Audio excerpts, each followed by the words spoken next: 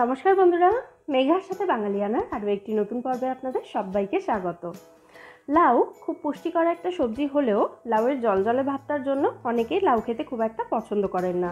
কিন্তু আজ যে রেসিপিটা আমি আপনাদের সাথে শেয়ার করছি লাউ দিয়ে, সেটা যদি আপনারা বাড়িতে ট্রাই করেন তাহলে দেখবেন যারা লাউ খেতে খুব একটা পছন্দ করেন না তারাও কিন্তু একদম চেটেপুটে এটা খেয়ে নেবেন।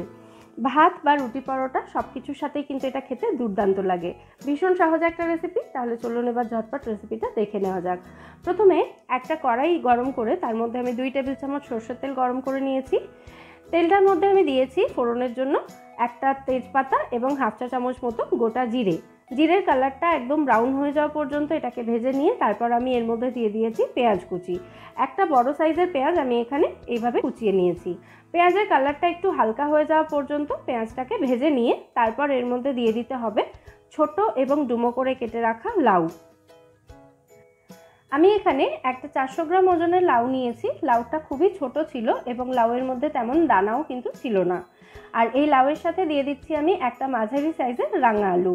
আমার বাড়িতে একটা রাঙা আলু ছিল, সেই জন্য আমি এখানে ব্যবহার করে নিলাম। তবে রাঙা আলু না থাকলে টেনশন নেওয়ার কোনো দরকার নেই, এমনি আলু দিয়েও কিন্তু এটা খেতে খুব ভালো লাগে। আলু এবং লাউটা ভালো করে মিশিয়ে নিয়ে তারপর এটাকে ঢাকা দিয়ে দিয়ে কিছুক্ষণ ভেজে নিতে হবে। আর এটা ভাজার সময় গ্যাসের ফ্লেমটা মিডিয়াম রাখবেন, যাতে লাউ থেকে এই সময় খুব একটা জল না বেরিয়ে যেতে পারে। লাউ থেকে যদি বেশি জল বেরিয়ে যায় তাহলে কিন্তু লাউটা ভালো করে ভাজা যাবে না। দেখুন, লাউ এবং রাঙা আলু দুটোকেই আমি ভালো করে ভেজে নিয়েছি। এবার এর মধ্যে আমি দিয়ে দিচ্ছি 1 চা চামচ মতো আদা রসুন বাটা। হাফ চা চামচ আদা বাটা, হাফ চা চামচ রসুন বাটা এখানে রয়েছে, মানে দুটো সমান পরিমাণে আমি বেটে নিয়েছি। আদা রসুন বাটাটা দেওয়ার পর আদা রসুনের কাঁচা গন্ধ চলে যাওয়া পর্যন্ত এটাকে একটু ভেজে নেব। যতক্ষণে এই আদা রসুন বাটাটা কষানো হচ্ছে ততক্ষণে আমি স্বাদ মতো কাঁচা লঙ্কা এবং একটা ছোট সাইজের টমেটো মিক্সিতে পেস্ট করে নেব। আদা রসুনের কাঁচা গন্ধ চলে যাওয়ার পর একসাথে বেটে রাখা টমেটো কাঁচা লঙ্কাটা আমি এর মধ্যে দিয়ে দিলাম। দিয়ে আবার এটাকে ভালো করে নাড়াচাড়া করে মিশিয়ে দিচ্ছি। আর এই সময় কিন্তু গ্যাসের ফ্লেমটা একদম লো করে দিতে হবে। বাকি রান্নাটা লো ফ্লেমে রেখেই হবে। এবার এর মধ্যে দিয়ে দিচ্ছি আমি স্বাদ মতো নুন, হাফ চা চামচ মতো হলুদ গুঁড়ো, স্বাদ মতো দেবো লঙ্কা গুঁড়ো। যে যেমন ঝাল খেতে পছন্দ করেন সেই অনুযায়ী দেবেন এটা, অথবা এটা স্কিপও করতে পারেন, শুধু কাঁচা লঙ্কা দিয়েও রান্নাটা করতে পারেন। হাফ চা চামচ দিলাম জিরে গুঁড়ো আর হাফ চা চামচ ধনে গুঁড়ো দিলাম। মানে একদম রেগুলার রান্না করার জন্য আমরা যে মশলাগুলো ব্যবহার করি সাধারণত সেই সমস্ত মশলাই কিন্তু এই রান্নায় ব্যবহার করলাম।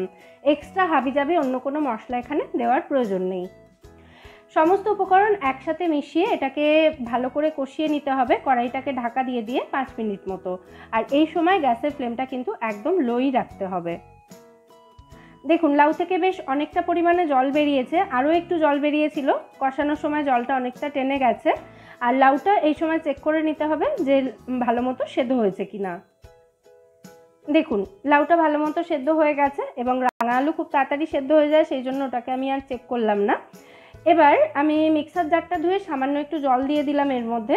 এই সময় যে যেরকম গ্রেভি রাখতে চান সেই অনুযায়ী জল দিয়ে দেবেন। তবে এই রান্নাটা একটু মাখা মাখা হলে বেশি ভালো লাগে খেতে, সেই জন্য আমি হাফ কাপ মতো জলই এখানে ব্যবহার করলাম। আর এখানে কিন্তু আমি গরম জল ব্যবহার করেছি। জলটা ফুটতে শুরু করেছে, এবার আমি এর মধ্যে দিয়ে দিয়েছি 1/4 টিস্পুন মতো গরম মশলা গুঁড়ো। আবার ভালো করে মিশিয়ে দিচ্ছি এটাকে। লাউটা যেহেতু অলরেডি সেদ্ধ হয়ে গেছে সেই জন্য এটাকে 2 মিনিটের বেশি আর রান্না করার প্রয়োজন নেই, মোটামুটি জলটা একটু টেনে গেলেই হবে। নামানোর আগে এর মধ্যে দিয়ে দিলাম আমি 1 মুঠো মতো ধনেপাতা কুচি।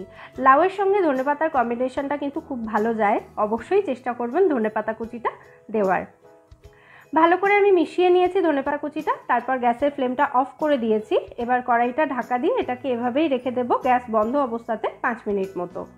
5 মিনিট পর আমাদের লাউয়ের তরকারি এখানে একদম রেডি সার্ভ করার জন্য। গরম গরম সার্ভ করুন এটাকে, ভাত হোক বা রুটি পরোটা সব কিছুর সাথেই কিন্তু দুর্দান্ত লাগে খেতে। অবশ্যই ট্রাই করুন। যারা লাউ খায় না তারাও কিন্তু এটা চেটেপুটে খাবে, এটা আমার গ্যারেন্টি। অবশ্যই রেসিপিটা ট্রাই করে আমায় জানাবেন আপনাদের এই রেসিপিটা কেমন লাগলো। রেসিপিটা যদি ভালো লেগে থাকে ভিডিওটা বরাবরের মতো একটা লাইক এবং শেয়ার করার অনুরোধ রইল। আর আপনি যদি আমার চ্যানেলে নতুন দর্শক বন্ধু হয়ে থাকেন অথবা এখনও চ্যানেলটা সাবস্ক্রাইব না করে থাকেন কোনো কারণে, তাহলে প্লিজ চ্যানেলটা সাবস্ক্রাইব করারও অনুরোধ রইল। আর পাশে থাকা বেল আইকনটাও অবশ্যই ক্লিক করে দেবেন নিত্য নতুন রেসিপির আপডেট নোটিফিকেশন সবার আগে পাওয়ার জন্য। ফিরে আসবো নতুন কোনো রেসিপি নিয়ে। সবাই খুব ভালো থাকবেন।